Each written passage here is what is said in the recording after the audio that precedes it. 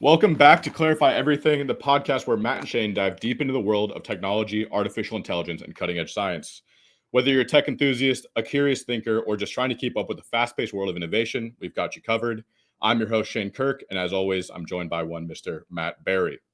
With fascinating discussions on scientific discoveries, tips on how to stay ahead in a rapidly evolving world, tune in, subscribe, and join the conversation as we clarify everything. As always, leave your questions, comments, concerns in the comments. But before we jump in, we also have a brand new way to get your questions answered on the show. Now you can also email us at mattandsshane@clarify-tech.com, and the link will be in the description below. Cool. So before we jump into, say, like the topics of the day, I feel like it's always good to just be like, what's new with you? What's new with your personal world of tech and AI? I mean, we wouldn't be anywhere if we didn't put in giant letters, Deepseek.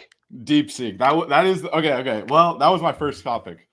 All right. Well, So I mean, we're on the same page because you can't lob a nuclear bomb into the middle no, of the you really conversation. can't. All right. Well, now that we're already there, I guess for me, coming from like the people who just kind of have heard of it, know that it kind of crashed the tech or the market, all these different things. Can you explain to us in general terms, either A, or let's start with one, what is DeepSeek? Like how did it come to form? And then B, why does it matter not only to finance but AI, but also to just like people in general? So what is Deepseek? And I mean, let's break it up a little bit. Deepseek is a company. Yes. It's a Chinese company. They've been working in the technology space for a long time, but they deal largely with abstract concepts. They're actually doing Bitcoin mining for a while, stuff like that. Weren't we all So, though? so it's like, let's do Bitcoin mining, which Bitcoin mining in general and the blockchain as a kind of a rule uses pretty big math, factoring Right. giant primes, things like that. Like that's a pretty challenging space, which is why we were using so many GPUs up until AI showed up to mine Bitcoin. You'd have these giant data centers in the middle and like have their own microclimate desert because they're just pumping out so much heat. Because you mine a Bitcoin, it's worth $100,000, so it's Yep. US dollars. So that's a pretty big Well, deal. now So they are. they're working in that space, but in a very genius way. I mean, math is math. Math We is all math. know that. Just if you got two rocks on Earth and you take two rocks to Mars, it's still two rocks. It doesn't become magically three rocks. So it's so math is math, and they realized pretty quick that using some of the math concepts they were coming up with would be beneficial in the language model space and the AI space. And China traditionally over the last several years has been kind of strangled a little bit with the advanced chip technology that we have the luxury of having here in the United States. They don't get as much because we're controlling a lot of those exports. There's a lot of reasons for that we don't have to get into unless you really want to dive into some ridiculous politics. But that put the DeepSeek organization in China in a position where they didn't have a lot of resources. They couldn't just call up someone and ask for $50 billion. Now, I'm sure there's this group of people who are saying, oh, well, it's the CCP and the Chinese government. They could have had infinite money. And I mean, we're not going to talk, we can talk about that. We're not going to argue about any of that right now. The reality is they didn't have the level of resources that we had in the United States. So they were kind of forced to, quote, MacGyver their way through the standard mathematical processes that take place behind most AI models right now. And in doing so, they used a bunch of technology and ideas that other people have used, from reinforcement learning that is used relatively commonly to, Bayesian field theory, which is used in a lot of the spaces around the connections and weights within language models themselves, or even in AI models and deep learning, like we've talked about in the past. They used all these things and kind of shuffled together in a unique way because they didn't have the resources to really kind of cram down the cost of training a model and the cost of inferring, getting answers from that model. And then said, oh, hey, we've got this, it's available. And its performance numbers were relatively close to some of the big frontier models, ChatGPT and Claude, in those from both Anthropic and OpenAI relatively. So that was really surprising to the industry. And then they said, oh, here, we got an app. And the app immediately becomes the number one downloaded app on the App Store because it's cheap. And then they say, oh, well, we're going to do this for 1/100th or even 1,000th of the cost of what OpenAI is doing. We use less chips, we use less core, we da da da da da. This goes on. So that threw some waves, but the real waves came when the actual paper came out, when DeepSeek came out with a research paper, an academic research paper that said, this is how we did this. And they open sourced all of that information. Everybody could have it. We could have it. Anybody else who's working in AI could have it. Any research scientist for free without having to pay for all of this. So you have now a DeepSeek model, that is available on Hugging Face, that's available on most of the model depots that are running around out there that you can download yourself. You can put it on your machine and you can train it. Now, that doesn't mean it's going to run on your phone. Have researchers done that? Absolutely. Have I done that? I managed to get the DeepSeek model on the phone, but that's not the convenient way to do it. You start asking it inference questions and your phone heats up and everything sits there and nothing else works because you're using all of the resources. But just being able to get it to operate on your device or on a laptop or even on a desktop is already orders of magnitude easier than getting it to operate on giant server stacks like we have with all of the inference training equipment associated with it.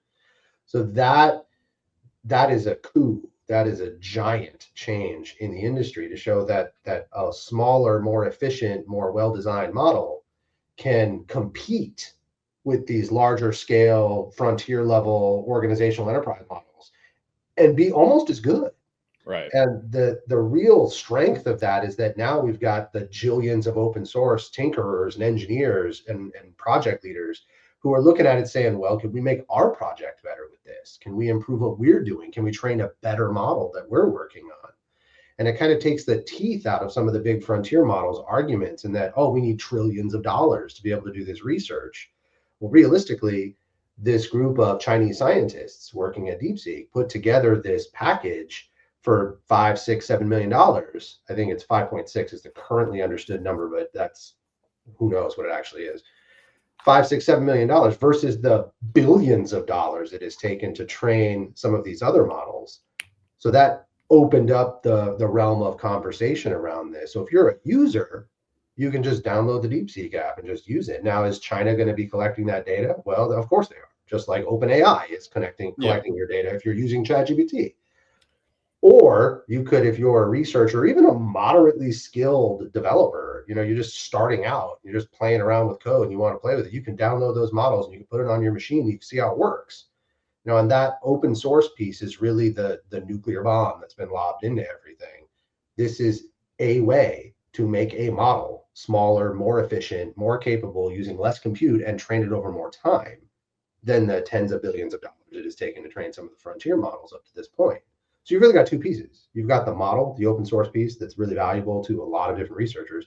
And you've got a tool, in the DeepSeek API and AI that can be used for inference as a wholesale product that is significantly cheaper than what OpenAI or Anthropic are offering right now, Microsoft or Google for that matter, which you could then build into your tools, which obviously opens the door to who do I want to give my data to? Right. Give it to OpenAI, give it to China, and what's going to happen? And half the world's on TikTok anyway, so maybe they're giving it to China already. Yeah. Something I wanted to touch on just a little bit is you mentioned you could get it to run on your phone and that was difficult. Mhm. So I wanted to have you maybe draw the distinction between having the app on your phone that actually runs through the cloud as Mhm. opposed to having an AI model run solely directly on your phone. That's a great point because that's a pretty powerful distinction. Right now, if you download the ChatGPT app or you download Copilot for Microsoft, or even if you use it on your desktop, your phone, wherever you're using it, when you put that query in, when you put that prompt in, that is being sucked up and pushed into the cloud, where these giant inference machines that have tens of thousands of GPUs are handling that for all the people that are asking those questions. Even when you use DeepSeek, the app, it's the same thing. It's being pushed to whoever's holding it, which I think is Tencent right now, who's hosting DeepSeek in China. So it's going to those servers, and then the inference is being done, and then a response is being pushed back to you. So all the work is being done off your device, except delivering like the little window that you're typing into and talking to. Hosting a model locally, either on your phone or on your desktop or your laptop, or even a little machine that you have, like a PC, a gaming rig, or something like that, you can unplug the internet cord and it will be able to do that inference right there without talking to anything in the cloud. that local hosting has always been several orders of magnitude less performance, capability, and intelligence than the big cloud hosting.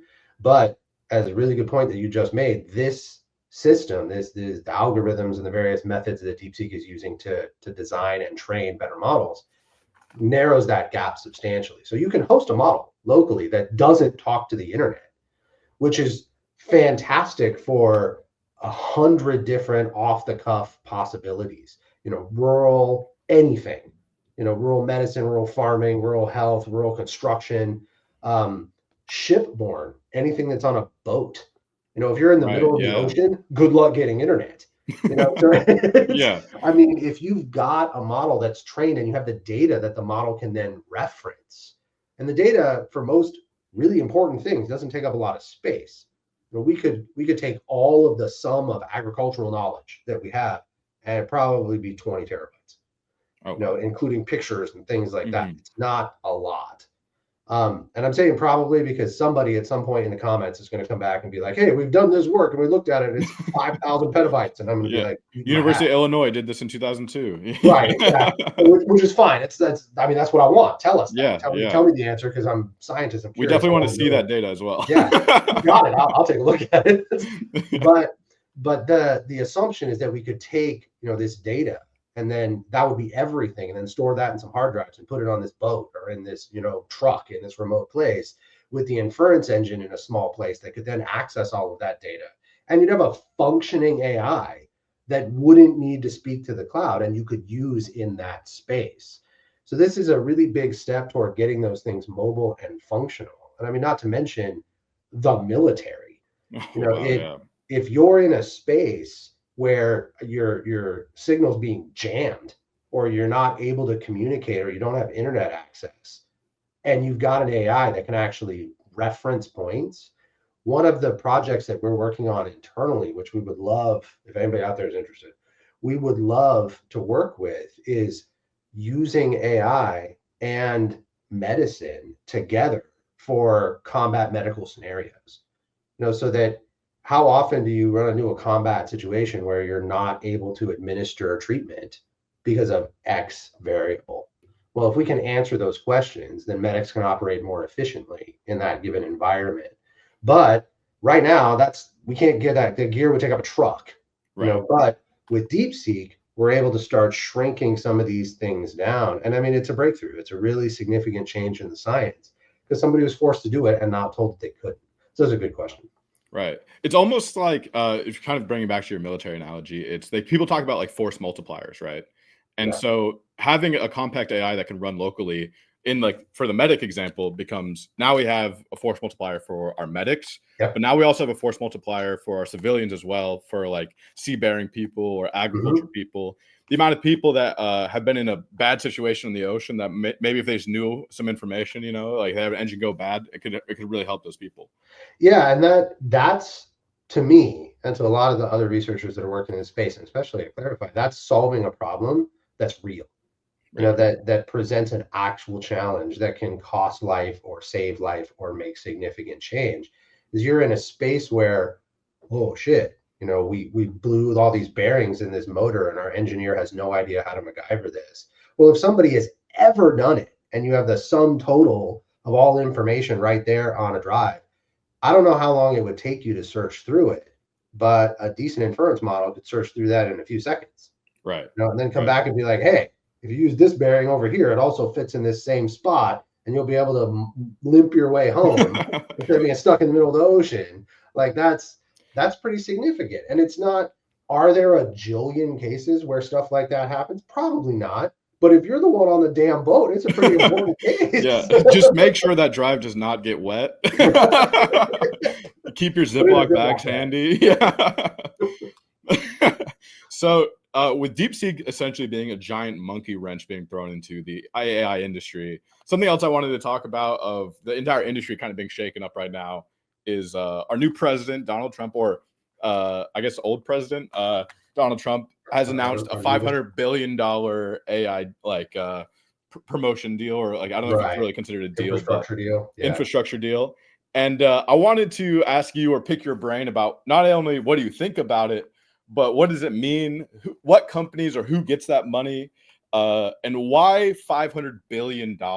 Like, because in my head, I'm thinking $500 billion before DeepSeek makes sense, right? Okay, we have to buy all these NVIDIA chips. It makes sense. But now, a week later, DeepSeek comes out. AI is much more efficient now. We can run them on 2080s. Does $500 billion still sound as enticing as it did before, right? And so that question right there is an interesting thought problem that I'll get to as we walk through it. So $500 billion. What are we going to do with $500 billion? Well, my understanding, and understandably, a lot of this information is really kind of up in the air, and there's not a lot of firm, like, this is what's going to happen, which is how things happen when a lot of media frenzy announcements are made. Current, before DeepSeek, AI, well, even now, current AI models, require a significant amount of compute, processing, not just GPUs, although that is the backbone, but frontier processors and standard CPUs and RAM and storage and networking and all of the things that make a server deliver its service. And everything represents some type of bottleneck in that process. There is speed differentials that can be achieved between fiber optic cables and copper cables. There is speed differentials that can be achieved between top of range switches and mid-range switches. So if you spend more money, you're going to get more speed, you're going to get more throughput, you're going to get, at some point, you kind of reach the effective top of that. Okay, we're using fiber optic and the best switches. No. We've got all this great stuff. Well, you're going as fast as you can. All right, well, then you've got to add another stack. Do the same thing and repeat that and do another one. Do the same thing and repeat that and do another one. You keep doing that, well, that takes up space. You got to have another data center. Eventually, you need another data center and another data center. Well, now you have to cool all those data centers. So you got to have air conditioning or liquid cooling or immersion cooling. And some of the immersion cooling is really cool because you have to boil off the coolant, then you seal it back in, and it's like single phase cooling. So you see all these really cool things. But then you got to use all the consumables. It's the filters and the cleaning and all these other parts. And so that represents more infrastructure that needs to be built. And not to mention power. If we do some really just kind of off the cuff math, like the GB200s, which are the flagship chip that NVIDIA is coming out with right now, are 800-watt chips, which means if you've got 70 of them sitting in your giant server stack, you got 56,000 watts that are running that thing. You got 5.6 gigawatts on one track. Man. So those numbers start going up and up and up and up and up, and eventually you need terawatts to power. And eventually you black out Iowa. Right. Nebraska's dark. So the grids are currently capable of handling most of that, but they're already struggling, and we're seeing price increases. So then there's been a lot of talk over the last 6 months or a year about a lot of these large data center providers going nuclear, actually using small modular nuclear reactors to power their data centers. Great, we're going to do that. Then how are we going to pay for that? Nuclear reactors, now you can't go down to 7-Eleven, pick one up. I mean, unfortunately. Yeah, good. Just pull in your backyard. I'm good. So that all of those pieces of putting that together are the infrastructure that are required to grow artificial intelligence. You've got to build all of these things, million square foot data centers that are the size of downtown Manhattan, that are holding acres and acres and acres of GPU so that you can service this model and train more things. So that was the idea behind the Stargate project, at least as far as I understand it, is we want to build all of this infrastructure. Now, one of the problems I have with it, kind of at the bare bones, is this, comment that you're going to generate hundreds of thousands of jobs. You might initially to build everything, but most of these data centers, you can run them with 50 people because it's all just giant, just acres of compute. Oh, something broke. Well, I'm going to run over there on my little moped, drive half an acre to go get to this server rack and then replace it and then drive back. So it's 50 people. You can run 1 million square feet and just do it all day long. So the amount of jobs that will be generated from that, I'm not sure. I'd want to see numbers. Like I've said, show me the data. Show me how many jobs are going to be generated, how many data centers are going to be built, what's going to happen. $500 billion go a really long way if you use it the right way. Who's going to build that? Right now, based on the announcements and everything I've read, is Oracle, Larry Ellison's company, is focused predominantly in building those data centers. There is a rumor, unsubstantiated because I have no idea what's actually happening with it, that OpenAI has continued to hoover up compute from Microsoft to the point where Microsoft's actually said, hey, hang on just a minute. Like, you're using too much. We need you to back the hell down. Yeah, we need our own compute. Yeah. Right. We got to sell this, make some money. We can't just keep giving it to you, and you're paying for it, but how long you be able to pay for it? So now they're going another direction, this infrastructure spend, things like that. So the second part of your question, what does this mean?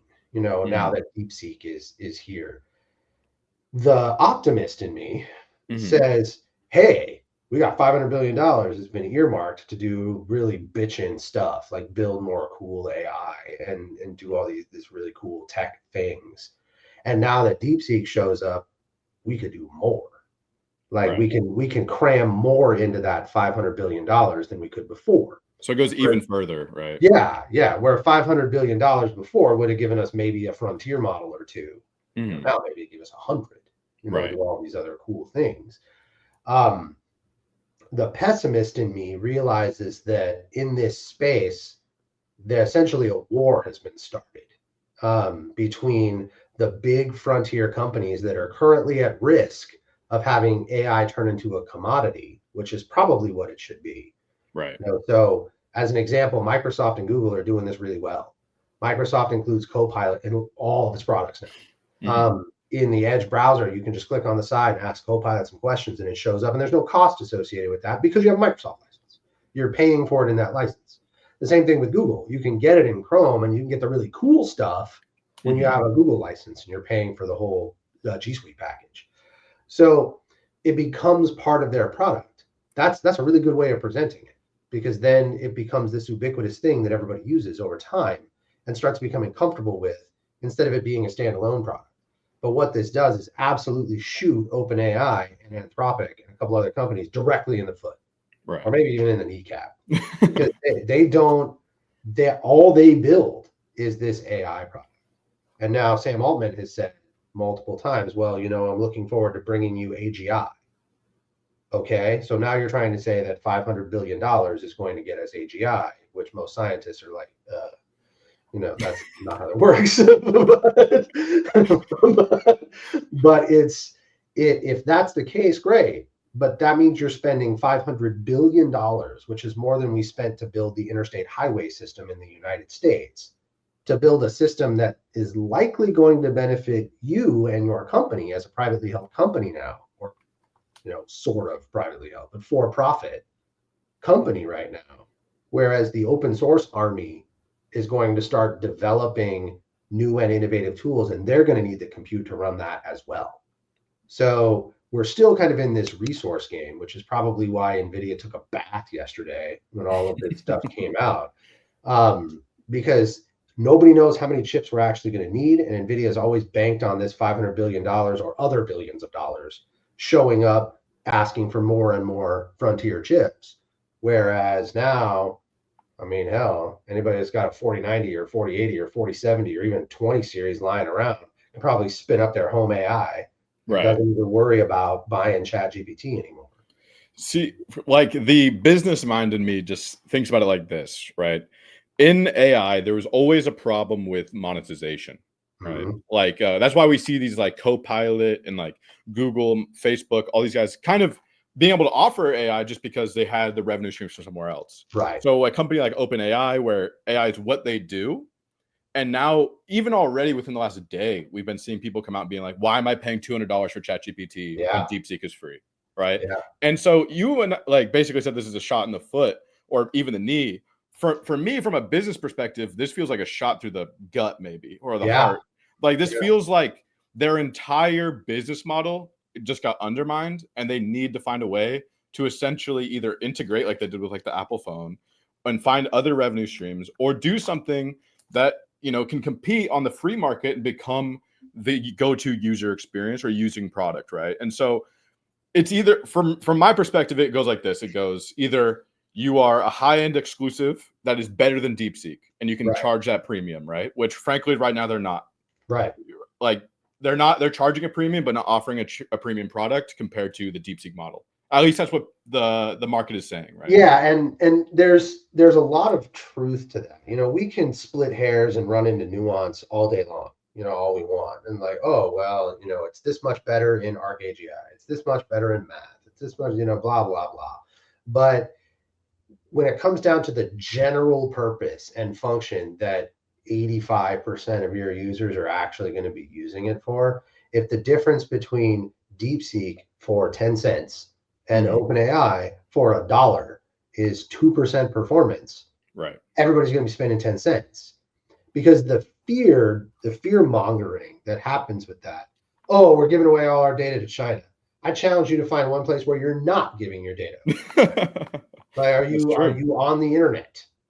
Well, Right. then, some data at some point has been packaged up and put into a box, and then that box has been sold by a data broker to a guy named Brad living in Nebraska who loads it on a server and doesn't pay any attention to it. And then China hacks the server and takes all the data anyway, or they just buy it legitimately. Yeah, they just buy it for cents on the dollar. Yeah, they just show up and say, hey, I want data on 50,000 Americans. And then they start feeding that in and start taking things apart and they come up with more data. So oh no, China's going to steal all our data is kind of a dumb argument if you actually break it down. Like, they're not stealing anything; they're buying. Yeah, Come on. Like they already paid for it. They don't steal anything. And sensitive data shouldn't be using that in ChatGPT anyway. Right. So there's other models and other ways to do that. The protections are in place, and that's an important distinction to make. So the market is going to give us the answer. Is really what it comes down to. But there's a lot of speculation right now that because of what's going on, I mean, you basically just made God bleed. Right. This untouchable new technology that was so hard to work on. Essentially, a bunch of scientists sitting in a back room working on 5-year-old hardware just broke your shit. It's like, what are you gonna do? Well, the thing is a couple of analogies. When I was like in some of my business classes at Davis, like they mentioned this idea of you don't have to be first, but you got to be best, right? Yep. And so right now, ChatGPT was first, and in the mind's eye, like, or in the zeitgeist, it seemed like a lot of people consider them the best as well. Whether that was true or not to the non-scientific folk, it seems like they were the best one, right? And so now it's coming to the point where they might have been first, but they're definitely not the best. And I'm not even mean best performance-wise. That can be debated by a scientist somewhere else. But best monetarily, like out of pocket. Yeah. And so in the reality, in a consumer market, a lot of times when there's competition, it drives price down. So I'm interested to see where ChatGPT goes with this. If they cut their model from $200 and they admit that they're not premium anymore, or they find a way to make it premium. And from like a brand strategy perspective, it seems like you have to lean into premium. Yeah. Because if you kneecap your entire product line and then you basically steal the value out of your sole product, essentially, now your entire company feels cheap, right? And so it goes, so now your stock price goes down. Now your investors go down. Everything kind of tanks. And so admitting that you lost is almost like the silver bullet, right? Yeah. And so for me, it's kind of like from the outside looking in, it's kind of two prongs. Like you have Sam Altman, all these things going, well, what do we do now? But another analogy from a class I took at Davis was there are certain projects that you go to venture capital, right? Things that cost about 50 million, 100 million, maybe, right? You go to venture. But there are certain projects that are so big, you go to the government. They're the only ones who have money for it. And that's where this $500 billion keeps sticking in the back of my mind, where it goes, okay, maybe ChatGPT says this model is not as good as DeepSeek, but they lean into their claim that they're going to give AGI and they go, but we will continue with a premium product in AGI, but we can only do it with $500 billion.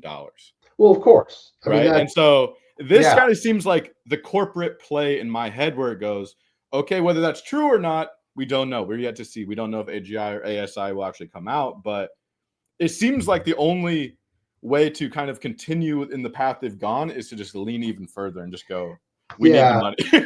Yeah, no, you're right. You're right. And there's going to be some tinfoil hats out there who are going to think this, Altman and all these fools are playing 4D chess. And this was like some kind of, play to get more money from the government so they can build AGI and stuff like that. But in my experience, most generally, people aren't as smart as anybody give them credit for. They're also not as dumb as anybody give them credit for. A lot of people tend to sit in the average a lot more than people realize. The average is So pretty big. yeah, it is. The bell curve is big bell. Yeah. I'm on the But left side of the bell curve. right, right. Well, you gotta have somebody's got to be on the left. Thanks for doing that, Shane. Appreciate Yeah, it. you're Keep welcome. I'm keep in that falling on room that grade. temperature IQ kind of. Right. You gotta keep that balance there. And I mean, there's a Yeah. lot of you. So you sit Yeah, there in the yeah, center, like exactly, exactly. you're just keeping that bell curve even for us. So we can have 5 or 6 on this side. Um, For every so Einstein, there's 10 Shanes. That's all I know. the pure mass of brain. Like, Yeah, just yeah, to work that yeah, out. exactly. So, so I think that you have a very solid point in that there's no conceivable future for humanity unless we bomb ourselves into the Stone Age or cook ourselves with climate change, And these are not, where that far off, maybe. right, where we don't eventually figure out a standardized AGI and a standardized ASI. Now, whether that's actually, it becomes this separate entity and all of these kind of crazies end up building their God and all of that stuff, that's another debate.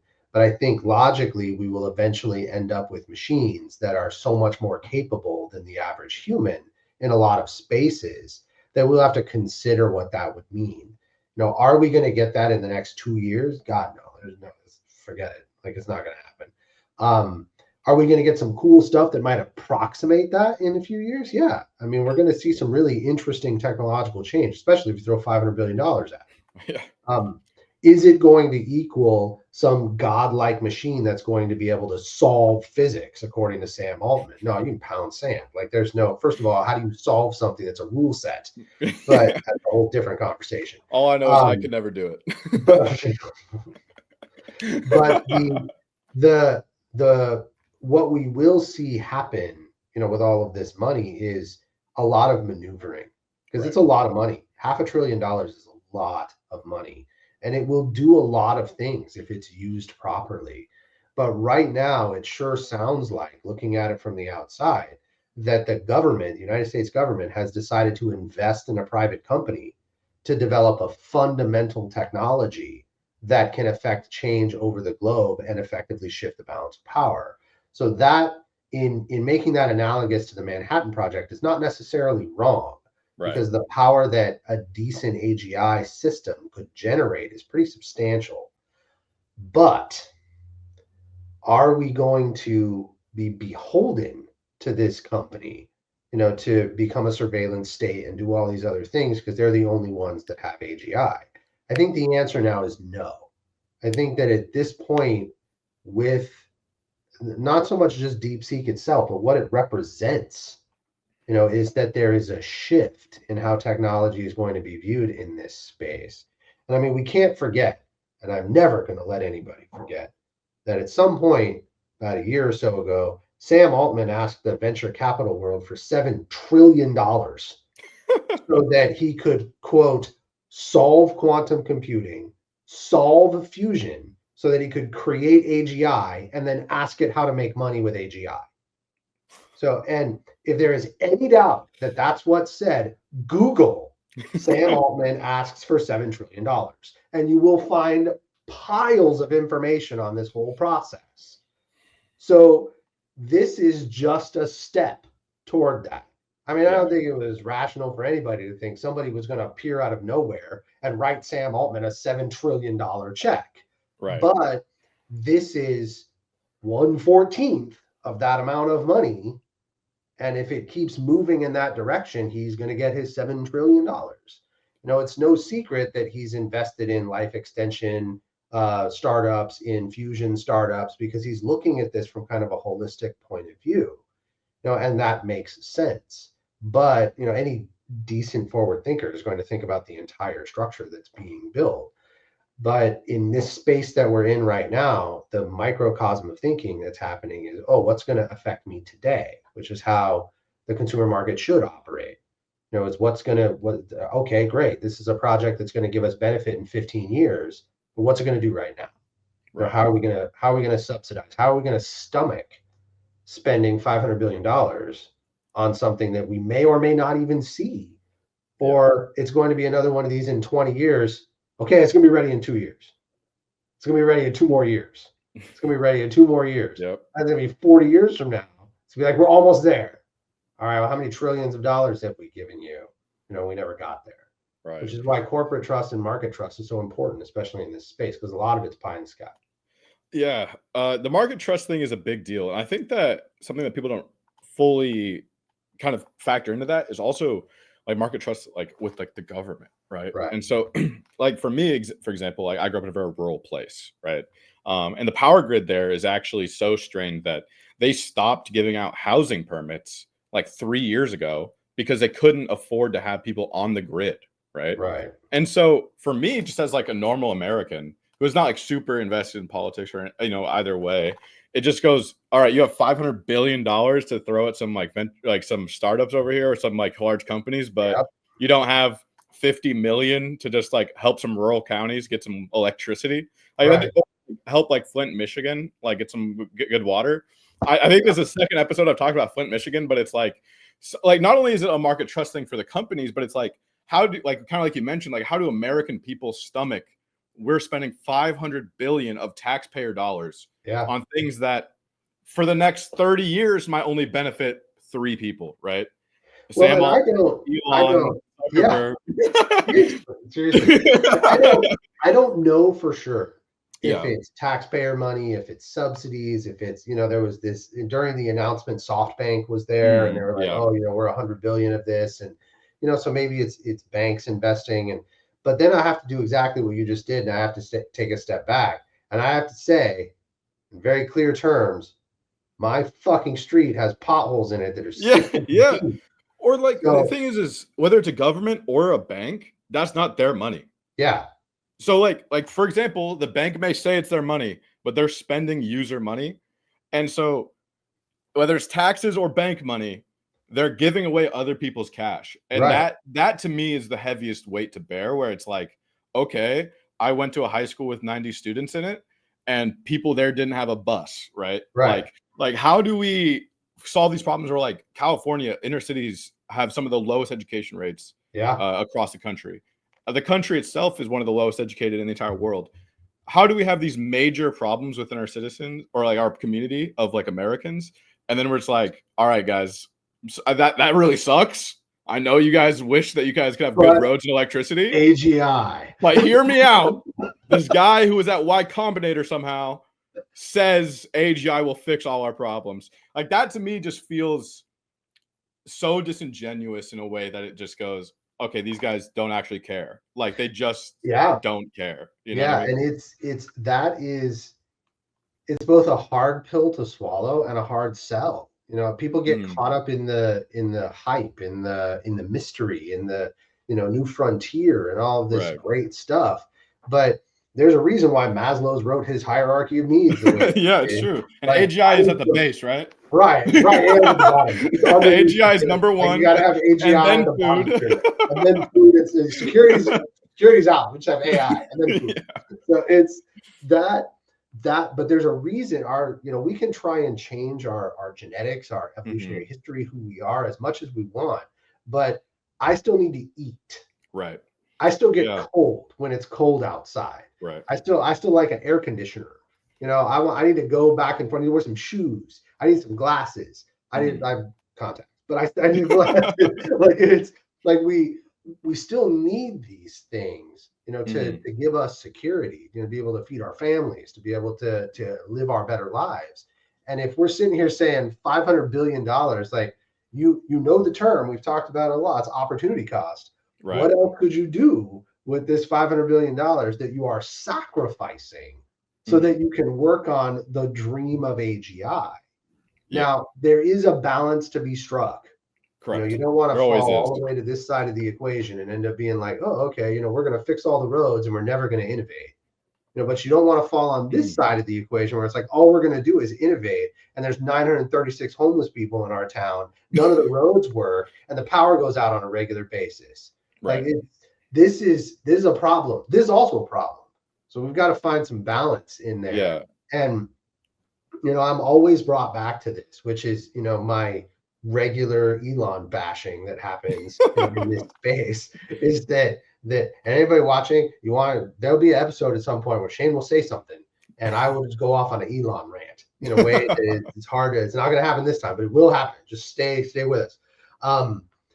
In that space where okay, we want to do the moonshots, we want to try things out, but we can't forget, innovation is not gone if we're still fixing these problems. This is where, the product hype starts becoming a disaster.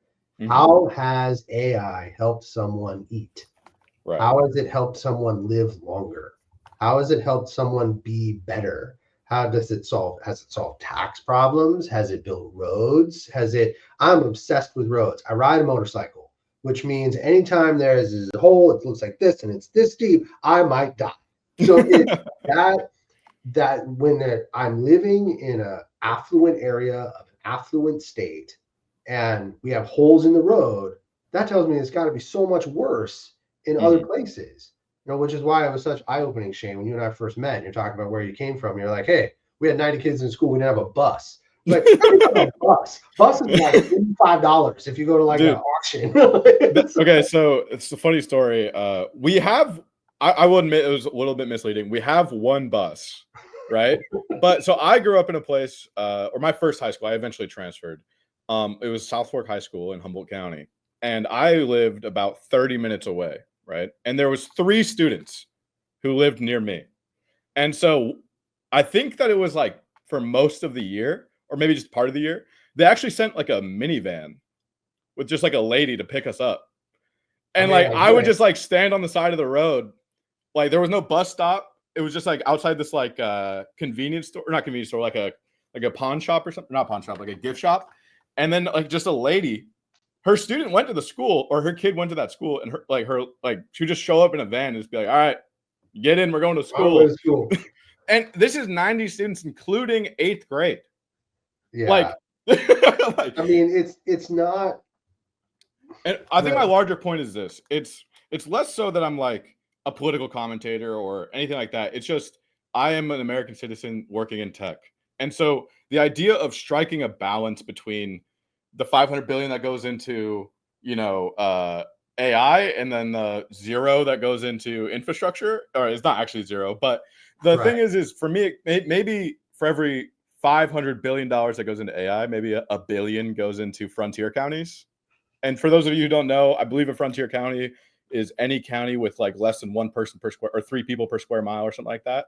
And so for me, it's like, all right, listen, you can give the 499 billion to AI, but let's just cut like 1% off, or like, 0.25% off of that. And then just, well, and I mean, secure the grid.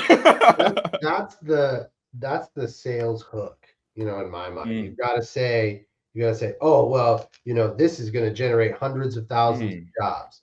There are 330 million people in the United States.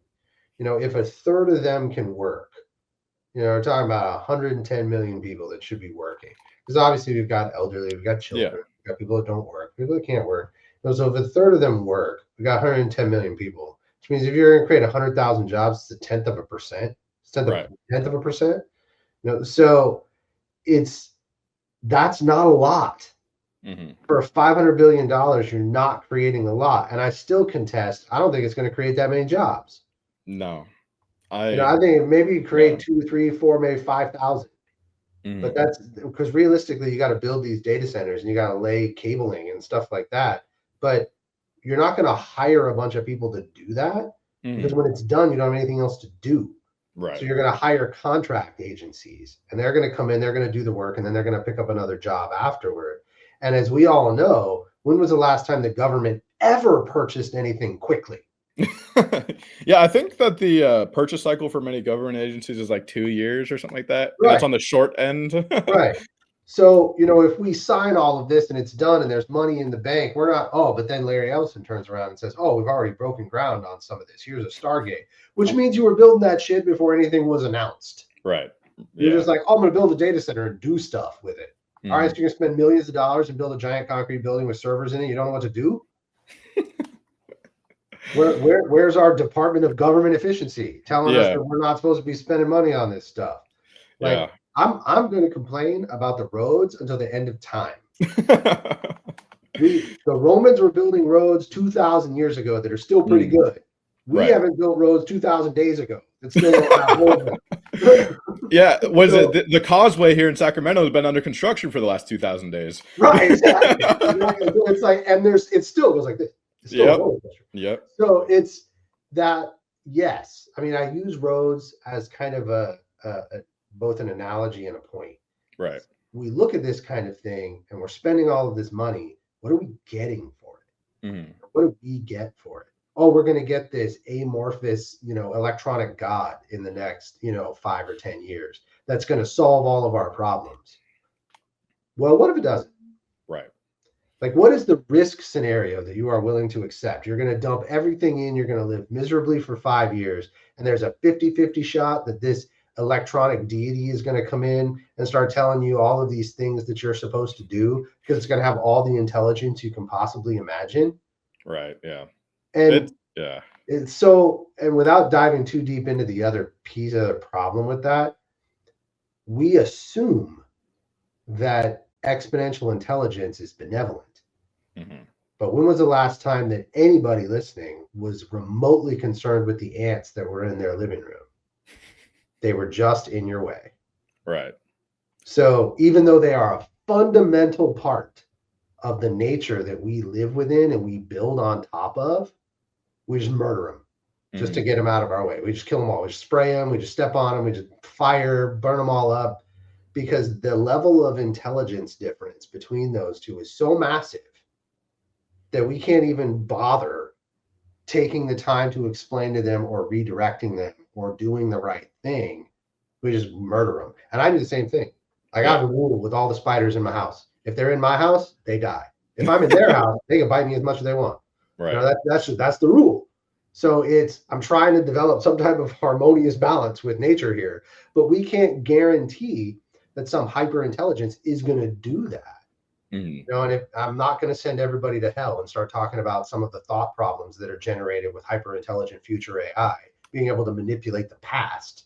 But the reality is that we are steaming ahead toward this decision, toward this crux point for something that we're not entirely sure will happen. And Mhm. then it starts sounding an awful lot like every other religion out there. Not Right. to decry religion, but you're saying you have to be really good because at some point in the future, an invisible guy is going to tell you if you were good and maybe torture you and maybe not. And this same principle is now applying within the technology space. We're going to go full speed ahead so that this invisible agent that is made from computers will tell us if we're pretty good or not, and then maybe torture us if we don't do what we're supposed to do, or put us in a zoo or lock us in a cage. And if that's the direction that we're going, I would like to go on record right now that I want a really good climate controlled cage with like video games and stuff like that. And I'll do whatever the monkey dance I have to do for all the robot intelligences that are watching. But we need to have a better quality of life now as Right. humans and solve some of the current problems and not just kick the can down the road. And I really believe, and I see this on a regular basis, there are some technology innovators out there, just like us, who are doing some really cool stuff to help people, and they're not getting the press they need because we're too busy talking about $500 billion to build data centers instead of fixing the friggin' roads or putting power into Humboldt County. Right. Right. I think that for our last little topic here, I kind of wanted to take a turn a little bit, just because I feel like we went down a pretty dark road where it's like, oh My no, fault. no, you're good, you're good. It's just technology is not just a bad outlook, and so I wanted to ask you, say, 50 years from now, 100 years from now, nuclear fusion exists, right? Quantum computing is easily accessible. AI is at a position where it may not be AGI, but it's very useful. It's very Mhm. powerful. What is like the one thing, whether it's like space or like, I don't know, material science, what is like the one thing that you're like the most excited for humanity to do? Oh man, human capacity right now is limited for a lot of reasons. We get sick, we get Mhm. old, we get Right. tired. We are not able to tolerate the environment very well. which means we can't do kind of bitching things. Like Right. it's hard to climb mountains. Mhm. And sure, we have virtual reality, but believe me, standing on top of a mountain with the air in your face and the smell and sweat and tired, like there's nothing that can capture that, at least in our current understanding of technology. So what I see as being the greatest thing that will happen to us in the next 50 years is human capacity, human capability. Whether that's augmenting or extending our minds, using technology so that we can remember more things or see greater things, or augmenting or extending our bodies so that we can run faster, jump higher, heal more, but we can be around longer to see our kids and our grandkids and our great grandkids do amazing things. We can spend more time with our friends. And then ultimately, like you said, we can explore space. Yeah. Because right now, if we send an astronaut outside of the atmosphere far enough and they're exposed to cosmic rays, you just barbecue them. Mhm. So getting to Mars is far more challenging than what people realize. Simply, you can't just build a shield around the Right. ship. Most of those cosmic rays go right through everything except lead, earth, or water. Right. So, oh, we got stainless steel. So, like, it's not, you're gonna have turbo cancer by the time you get 3 minutes into your Turbo trip. cancer. So You won't even it's get those space beers. You'll have turbo right. cancer. Space beer. So the increase in human capacity, the decrease in human suffering, Right. is I think those are the most fervently hoped for possibilities because we don't have to move away from what we believe in and what we love, our traditions and our cultures and, being in nature or being in cities with people. We don't have to step away from any of that. We can enhance it. Right. We don't have to replace it. We can make it better. Imagine going out in nature and we enjoy all the smells and the sounds, and everybody could hear better and everybody could smell better. Now, granted, spending nature time with you would be terrible because then you need to shower more often. Actually, it wouldn't smell that bad. I'm just kidding. Um, but it would really enhance the experience and enhance Mhm. our human capabilities or being able to see in a broader spectrum or see like hummingbirds do because they have Mhm. 4 color cones and they can see a greater color spectrum than we can. What if we could Yeah. engineer that? We could see more colors. Whoa. What if That'd be what if crazy. everything was different? So it's the what if. What Mhm. can we do when we enhance human capability and we're not focused so much on using technology to enrich our wallets, but to enrich our lives. You're right. I think that I'm pretty much the same way when you say enriched life. And so for me, I think that it's less so. I mean, it is this kind of one and the same, but a specific subset of that niche, maybe enhancing capability. But for me, I think it's enhancing the human experience in a way. Yeah. So I think that as humans throughout history, right, we've been pack animals, we've been herd animals, right? We've been tribal. Yep. And I think that when you really like look at the root cause of why social media is a thing, it's to help people stay connected, right? Yeah. There are people, say us using it to just talk to the void. But I think the true purpose and how Facebook started and these types of things was really just so you could be connected to people that you don't see every day. Yeah. And I think that for me is where technology becomes the most interesting because not only will technology allow for us to be even more connected to the people we want to be connected with, but it allows it to be so much easier. Yeah. So, say you live far away from your family, right? And you want to see them more, but you just can't, right? It's you gotta fly, you gotta drive, whatever it is, right? Say holograms are a thing. All right. I don't want to I can't drive to see my family, but I can just be there now. Or Yeah. like that. I'm not saying that that's like gonna happen in 50 years, but I think those are the things that intrigue me the most, right? Where I grew up, there's a very large like native population. And it's like if people of many cultures or any culture really could just use like technology to be more in touch with who their ancestors were, who their people were, and be able to store that information from who they are now for the people ahead of them, right? Or coming later. It's like I think that those things are the things that really intrigue me the most that actually drive connection between humans, right? And that in and of itself drives the human existence. I think it's almost like the barbershop example. It's like people go to the barber, at least back in the day, before like sports clips and stuff, was like my grandpa would go to the barber and he'd like see the same guy for 40 years, right? And Yeah. it's like he'd see his friends there. And it's one of those things where I think those small human characteristics are a very special thing that large tech or big tech kind of forgets about, and they move away from being people companies, and they Yeah. move away from putting people first. And I think that that is what intrigues me the most, is just how awesome can human existence just be, right? And less so of a large scale, we're going to fucking space and like all this stuff, but more so like if you see your family once a year or twice a year, can we make that once a month? Yeah. Can we make that once a weekend, right? And those are the things that really matter. Like, so not only could your, grandpa maybe live longer, but now you have more visits with him before he's Yeah. gone, right? So not only do you get the quantity, but you get the Mm, quality too. right.